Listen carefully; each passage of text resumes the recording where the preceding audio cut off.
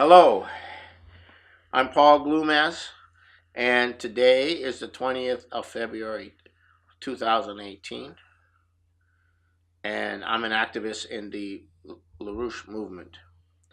And this is being brought to you by General Welfare Presents.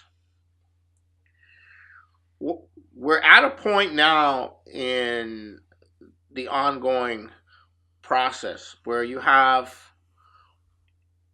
thankfully, the emergence of a new system, a new world, a new paradigm centered in the Belt and Road, which I've been talking about with you for some time. And it's moving along pretty fast. Most of the world, which has been suffering from the economic depredations of European colonialism, slavery, serfdom, peonage, IMF conditionalities, and all these other horrifying things that have kept people in abject poverty in many parts of the world, in Africa, Latin America, Asia. They're now coming on to the reality that a new system is being set up to dramatically and relatively rapidly industrialize, develop the infrastructure, develop the wealth generating capability, develop the labor power of their populations so that they can leave poverty. Now, this issue of eliminating poverty in the world is so incredible. It's so monumental. But most people who have accepted that poverty is here to stay, who have accepted that, there's going to be poor and there's going to be rich and there's going to be a few people in the middle, less than there probably was before, because we don't have much of a middle class anymore. You're either in the better, you're either better off or you're poorer off.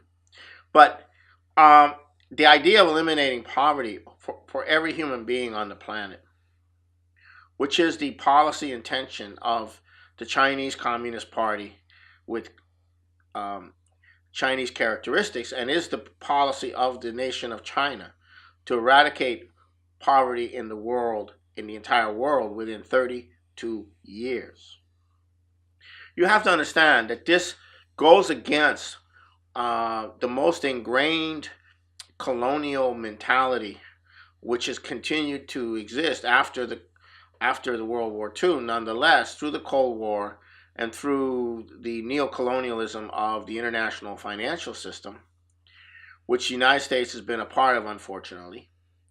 And this attitude is that the poor are there, they can't help it because they're inferior.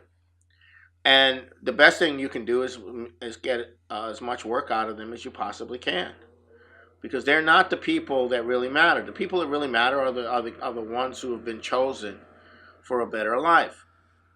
And this attitude is so deep. But poverty is actually the most corrupting thing in the world, because people who are poor are desperate. They won't think twice about their dignity often, and they will do things to survive that are very undignified to the human being. And therefore, people blame all these poor countries. Oh, the problem with these poor countries is they're corrupt. That's why they're poor. No, they're poor, and that causes the corruption. It is the poverty which causes the corruption. And in the United States, the increasing poverty of the population in the United States is also a primary cause of corruption. Poverty is the primary cause of corruption. Corruption is not the primary cause of poverty. So the policy that the Chinese have is, we're not going to worry so much about the corruption in a particular country, because as you develop the country, then the corruption will diminish as you develop, because because people will voluntarily become less corrupt if they see a future by being not corrupt. Okay, this is very important. This is a very important point. You can't attack corruption if there is no benefit to the people involved and to the nation as a whole through the elimination of corruption. If there's no perceived benefit, that is. So that's a whole issue that is not discussed. So the Chinese view is that corruption will lessen as you develop a country because you need to have more efficient uh, transportation. You need to have people showing up on time. You need to have people making agreements that they keep, and so on and so forth, in order for it to function. And what's driving it is the idea that you are going to develop, and therefore you have to be more disciplined. Your workforce has to be more disciplined. You have to have a more streamlined business environment, banking environment, so forth. So that's how you begin to address. If you're not doing that, you can't address the corruption. Well, you can start cleaning up the corruption if there is that if you have that context, but you really can't clean up the corruption. And the British are wonderful. They go in and they corrupt the population with drugs, with financial means, and then they scream, "Oh, your government is corrupt." When they don't like you, when the corrupt government doesn't do what they want, then they accuse them of being corrupt, and they do this all the time. This is this is the British. This is how they operate. They corrupt you, and then when you're no longer doing exactly what they want you to do, then they attack you for being corrupt, and so on and so forth. So so this Belt and Road and the intention of industrializing the world is now a very real thing. And what's happened is that it's becoming very real to the powers that run the world. And going to have to make a decision if they're going to try to stop it by all means, through war, through chaos, through subterfuge, and organize the United States to go to war with Russia and China. Perhaps they think they can have a smaller war, not a nuclear war, but it would probably lead to a nuclear war. Or they're going to have to realize that the world's going to change, and they have to change with the world, and they're going to have to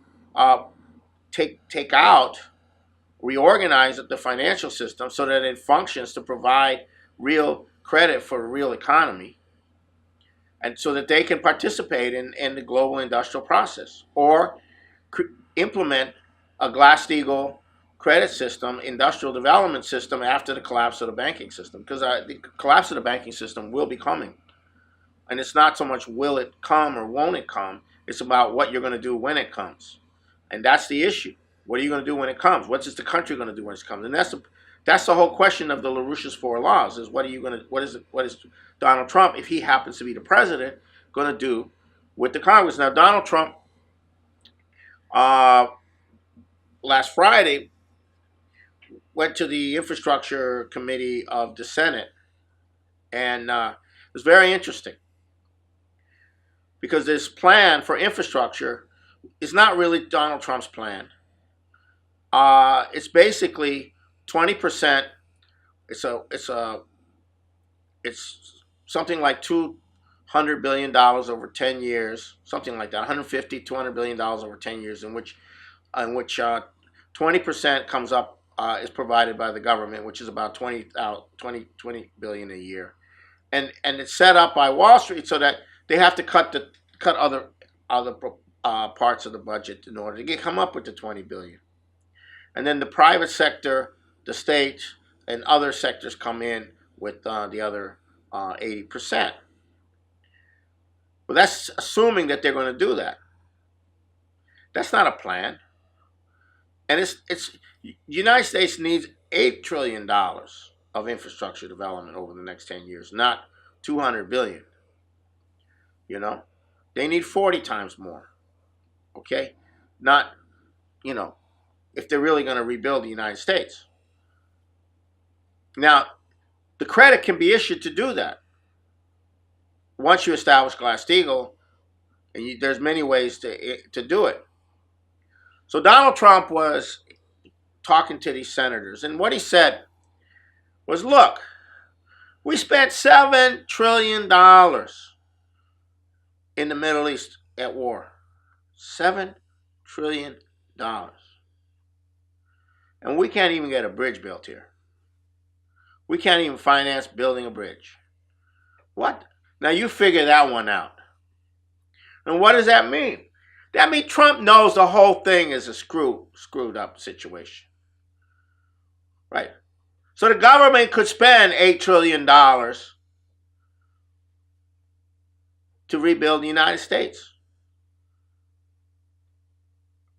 If it could spend $7 trillion in the Middle East, killing people, causing untold numbers of millions of deaths and refugees, then it should be able to spend $7 trillion rebuilding the United States. Why not? The U.S. went into debt $7 trillion more. Why can't the U.S. go into debt for another $7 trillion and make it worth it? Because Wall Street doesn't want that. Those wars are very important for Wall Street. Those wars kept the human race backward. Those wars were what kept the value of the dollar up. The wrong way, not the right way.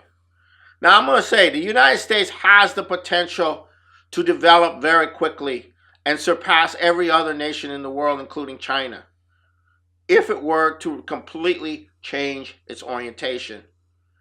If you could do this, the United States could do this. We have the means to do it. We have a population that is capable or could become capable. We just don't have the will. We don't have an establishment that is committed to that. We have a president, however, who got elected on that commitment. So he said that to the senators. Now he also said to the senators who were criticizing his plan, the Democratic senators, he said, you come up with a plan. Come up with a plan next week. Come to me. I'll work with you. I'll even take the heat for an increase in the gas tax to pay for it. Now, an increase in the gas tax to pay for infrastructure is bypassing, because it goes in a separate fund, bypasses Wall Street.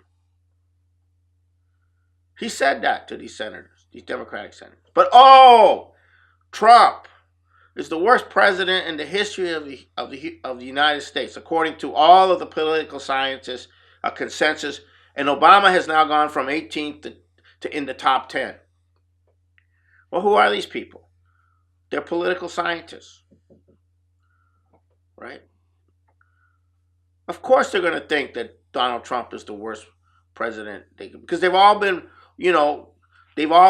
nurtured in academia on these political science, right, versus left, center, all these different positions. This kind of the science of describing politics the way you would, dissect an insect. That's not politics. That's insanity. And all these political scientists were proven wrong by Trump's election. So he has to be the worst president that ever existed in the U.S. So, and then the New York Times had an editorial this morning saying, who is it that isn't agreed with the consensus that the Russians interfered in our election? Who is it? Our intelligence people say that they did interfere. Who is it? Well, Donald Trump is not clear. So they're doing the same thing with the Russian interference, which is total bullshit, that they do with the climate change deniers. You don't think the industrial the post-industrial revolution influence on climate is the primary driver of climate change? Well, most scientists don't. But you're a climate change denier. Well, now you're a Russia interfered in the election denier. You're not with the consensus. You're a freak. You're conspiracy theorist. This is what they're saying. There's no proof. And Mueller, the FBI indicted 13 Russian nationals for a little bit of Facebook advertising, and Jill Stein, and when being confronted with this, because some of that Facebook advertising, a very small amount, was in favor of her and Bernie Sanders. She said, "Look, you guys, the media, you gave Trump $6 billion worth of free advertising. What are you talking about?" And she said, "Well, that wasn't Russia." The interviewer said, "Well, that wasn't Russia." And Jill Stein went, "Oh my God, you admit that, you admit it, right?" So, this is what's going on now. However, what's happening right now is absolutely incredible, because the British, who essentially are the brains in this situation, and these people who congregate in D.C. and in our military and in different places, are just the muscle. They're the stupid jerks who follow the line. But it's the British who penetrate, and they're the intelligence. They understand what they're doing. They understand how to play this and that and that and this.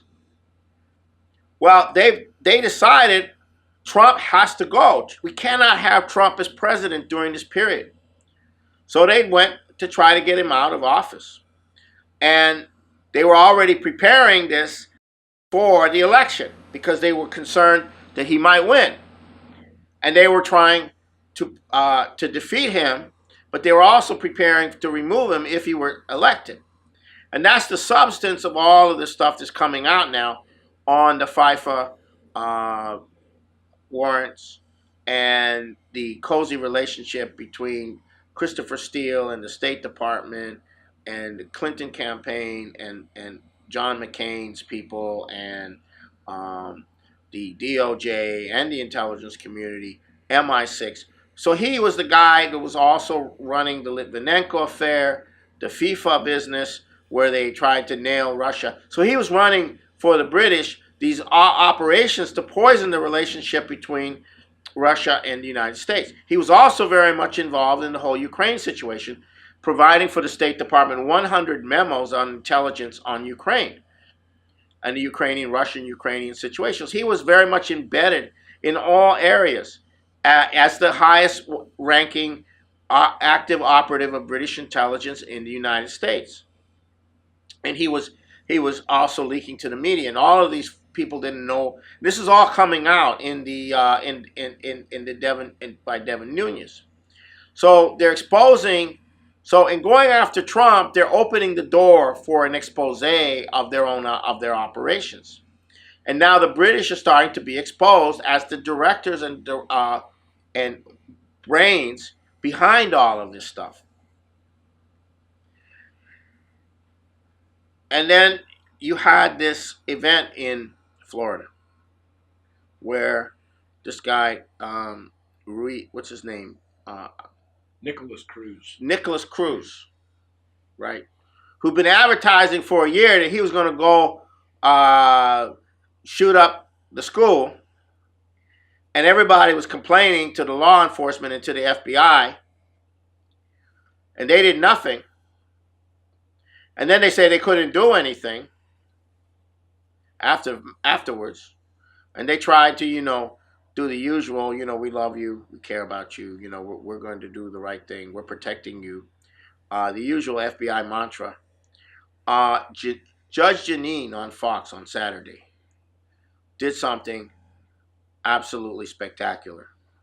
She ripped the FBI from one end to the other and got at the heart of it. They're not there to stop crime. They're out there to stop law enforcement from stopping crime. Okay. And she called for the entire leadership of the FBI to be removed. And she went into how local law enforcement is constantly being stymied, or their cases are being stopped, or the FBI is running roughshod over them to prevent them from in their investigations where powerful interests are involved. She didn't say that part, but that's what she meant. So this is huge. Now, you have to understand the FBI is at the center of the control. And now the FBI is under attack. Now, I'll start with a little bit of history of the FBI for you so you get a sense of this. There would have been no FBI had President William McKinley not been killed. Okay. His successor was a British, close to the British, and very close to his uncle, who was the leading Confederate spy master, who's based in Britain. So Teddy Roosevelt becomes president through McKinley's assassination. And the woman who safe housed the assassin, Emma Goldman, in New York, who was a darling of the financial community with her Henry Street settlement house, who eventually has to leave the United States because she was in bed with the guy before, a few nights before he killed McKinley. She was a cause célèbre in Great Britain as a great heroine. And to this day, she's considered one of the early women leading feminist types. Well, she had to leave the United States because she was implicated in peripherally in the assassination of McKinley, which brought in Teddy Roosevelt. Okay, now, by an anarchist, by the way. Now, in 1908, the beginnings of the FBI occur, and they immediately launched attacks on Eastern European and Russian Reds, leftists, and socialists. They began a campaign against these individuals, a lot of whom were coming from Eastern Europe. And then leading into U.S. participation in war, they led a program of attacks, assassinations, and disruption of people that were opposing the U.S. entry into World War I against Germany, including creating a climate of terror in the German community, which was, at that time, was one of the more progressive cultural elements of the classical German culture in the United States. And then after the Bolshevik Revolution, in the formation of the Soviet Union, it was the FBI who ran the operations, the Palmer raids against the beginnings of trade unions. They ran all kinds of things, raids, assassinations, frame-ups of organizers, union types, those who were trying to create unions, socialists and those types, and did everything possible to demonize, to be part of the demonization of the Soviet Union in the interest of not allowing the U.S. to ever have diplomatic relations with the Soviet Union. FDR was the first to recognize the Soviet Union in 1933 when he became inaugurated. He recognized the Soviet Union the first time.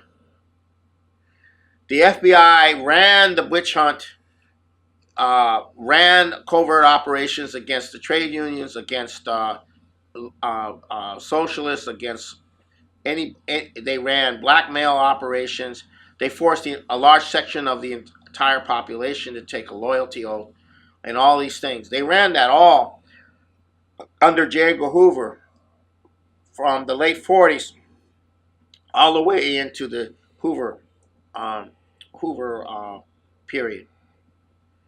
They also protected organized crime. They allowed the drugs to come into the inner cities as the first bridgehead for the drug trade. Many of the African American elected officials in the 50s went to the Congress and demanded that measures be taken to shut down the heroin and drug development, and Hoover said, no, that's not our problem, that's your problem. So it was well known that Hoover uh, was being was being blackmailed and by organized crime, or he was working with organized crime. So this is the history, and then the COINTELPRO and assassinations, and uh, in the modern period, they made serial killers in their informants. You're dealing, and besides the cover up of preventing the 9/11 Commission from being able to investigate 9/11, this is just a small part of the history of the FBI. They were the key element going after Lyndon LaRouche. The FBI is the core of the enforcement arm of the British system in the United States. And finally, the process is underway because of the intensity of the war to remove Trump, that their flanks are being exposed. And we can now move on them. And now everybody is going to have second thoughts about, you know, the thing that everyone criticizes the most about the Lyndon LaRouche is that it's the British. It's now coming out that it is the British.